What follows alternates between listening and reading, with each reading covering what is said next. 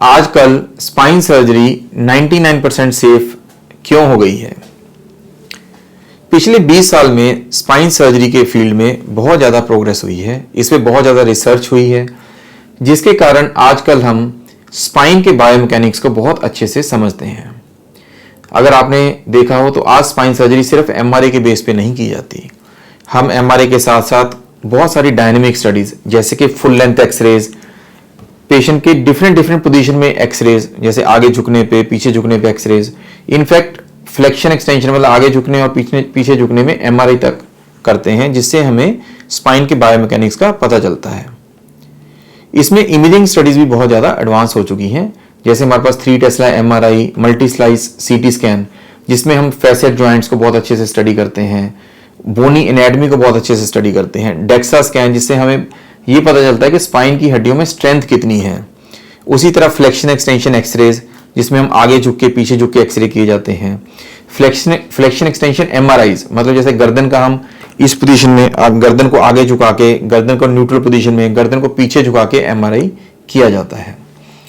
उसी तरह से अब हमने आर्टेमिस हॉस्पिटल में एक मशीन लगाई है जिसमें फुल लेंथ एक्सरे एक 3 फीट फिल्म में स्टैंडिंग पोजीशन में पूरी स्पाइन का एक्सरे किया जाता है, जिसमें हमें स्पाइनल अलाइनमेंट का पता चलता है।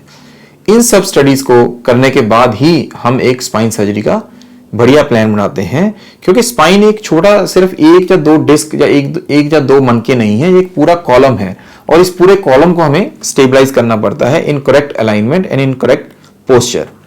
तो इसकी वजह से जब हम प्री ऑपरेटिवली इतने अच्छे से पेशेंट को इवेल्युएट करते हैं तो उसके कारण जो पोस्ट ऑपरेटिव रिजल्ट भी है वो बहुत अच्छा आता है। इसके अलावा हमारी फिजियोथेरेपी टेक्निक्स बहुत इंप्रूव हो चुकी हैं।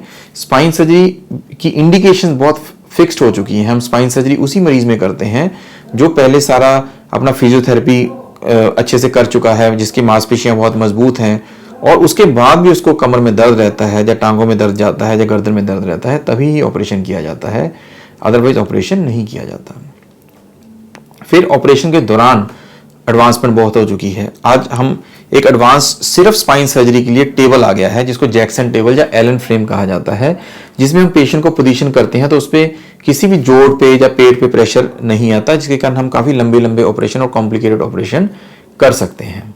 उसी तरह एनेस्थीसिया टेक्निक्स बहुत इंप्रूव हो चुकी हैं, एनेस्थीसिया प्रोटोकॉल बहुत इंप्रूव हो चुके हैं। ऑपरेशन के दौरान हम न्यूरो मॉनिटरिंग का इस्तेमाल करते हैं। न्यूरो मॉनिटरिंग एक ऐसी टेक्नोलॉजी है जिसमें हम रियल टाइम नर्व्स को मॉनिटर करते रहते हैं। अगर ऑपरेशन के दौरान हमें लगे कि किसी भी नर्व में कोई प्रॉब्लम आ रही है तो उस स्टेप को हम उसी टाइम रिवर्स कर सकते हैं और किसी भी प्रकार के नर्व डैमेज को बचा सकते हैं। स्पाइनल इम्प्लांट्स बहुत इंप्रूव हो चुके हैं। आजकल हम हाई ग्रेड टाइटेनियम इम्प्लांट्स का इस्तेमाल करते हैं, जिसमें हम ऑपरेशन के बाद भी एमआरआई करके देख सकते हैं कि ऑपरेशन किस तरह का हुआ है, कहीं नस पे कोई दबाव रह तो नहीं गया। और ऑपरेशन के दौरान इन इम्प्लांट्स की पोजीशन को हम एक 3D इमेजिंग के जरिए चेक कर सकते हैं, जिसमें एडवांस्ड सी आर्म्स आ गए हैं, जिसमें हम बहुत अच्छे से हमें AP view, lateral view, different angles पे हम ऑपरेशन के दौरान एक्सरे कर सकते हैं। इनफैक्ट आर्टेमिस हॉस्पिटल में कुछ सेंटर्स की तरह, जैसे अमेरिका में कुछ एडवांस सेंटर्स में ओआर्म की फैसिलिटी भी अवेलेबल है।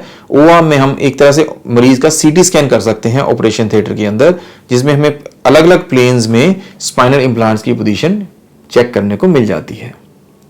उसी तरह ऑपरेशन के बाद हमारे फिजियोथेरेपी प्रोटोकॉल बहुत इंप्रूव हो चुके हैं, आईसीयू प्रोटोकॉल बहुत इंप्रूव हो चुके हैं। आज हम स्पाइन के ऑपरेशन के बाद मरीज को 99% मरीजों को ऑपरेशन के अगले ही दिन चला देते हैं। इनफैक्ट जो सर्वाइकल स्पाइन के ऑपरेशन है उसमें तो सेम डे भी हम पेशेंट को डिस्चार्ज कर देते हैं और लंबर स्पाइन ऑपरेशन में 1 या 2 दिन बाद मरीज को डिस्चार्ज कर देते हैं। तो इन सब कारणों की वजह से स्पाइन सर्जरी के जो रिजल्ट्स हैं वो बहुत इंप्रूव हो चुके हैं, बहुत सक्सेसफुल हो चुके हैं।